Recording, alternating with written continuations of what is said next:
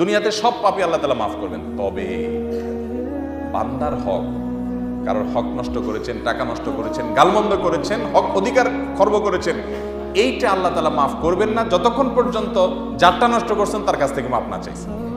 কথা কি বুঝাতে পারছি? তিনি মাফ করবেন, তারপরে আবার আল্লাহর কাছেও মাফ চাইতে হবে। আল্লাহ, তোমারও তো হুকুম নষ্ট হয়েছে, তোমার বান্দার ক্ষতি করছি, এই জন্য আল্লাহর কাছেও মাফ চাইবেন। তখন আল্লাহ কি করবেন? মাফ করবেন।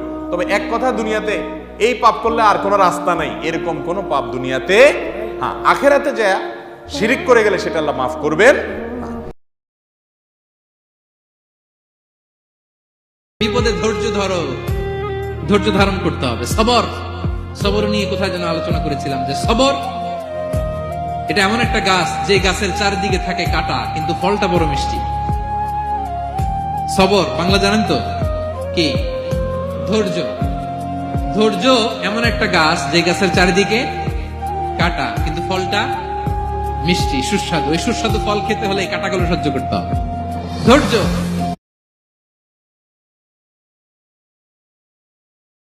জীবন আপনাকে অনেক কিছু দিবে, আবার কেড়ে নেবে। আল্লাহ এভাবেই পৃথিবীটাকে সাজিয়েছে। ইয়াউমুন লাকা ওয়া ইয়াউমুন আলাইকা, একদিন আপনার ভালো যাবে, আরেকদিন খারাপ যাবে। ওয়া তিলকাল আইয়ামু নুদাবিলুহা বাইনান নাস, আল্লাহ বলেন যুগটাকে আমি ঘুরিয়ে ফিরিয়ে মানুষের সামনে এভাবেই আনি। This is the routine work of this দুনিয়া। দুনিয়ার রুটিন ওয়ার্ক এইটা। আজকে ভালো, কালকেও যে ভালো যাবে এমনটা নয়, কালকে খারাপ যাবে। আজকে তার খারাপ যাচ্ছে, পরশুদিন আবার তার ভালো দিন যাবে। ঠিক কিনা বলেন?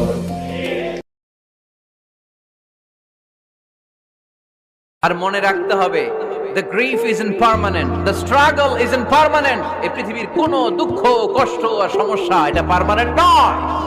সমস্যার পরে সমাধান আছে, দুঃখের পরে আনন্দ আছে। এই বিপদ পরীক্ষাগুলো আল্লাহ তাআলা আমাদেরকে দেন আমাদের কোমরকে সোজা করার জন্য, আমাদের পায়ের নিচের মাটিকে শক্ত করার জন্য। প্রতিকূল পরিবেশে কি করে টিকে থাকতে হয় সেটা ট্রেনিং হিসেবে এই পরীক্ষাগুলো আমাদের জীবনে দেয় কে? হতাশ হওয়া যাবে না, নিরাশ হওয়া যাবে না, হাল ছাড়া যাবে না। ভরসা রাখতে হবে একজনের উপরে। চিৎকার করে বলেন, তিনি কে?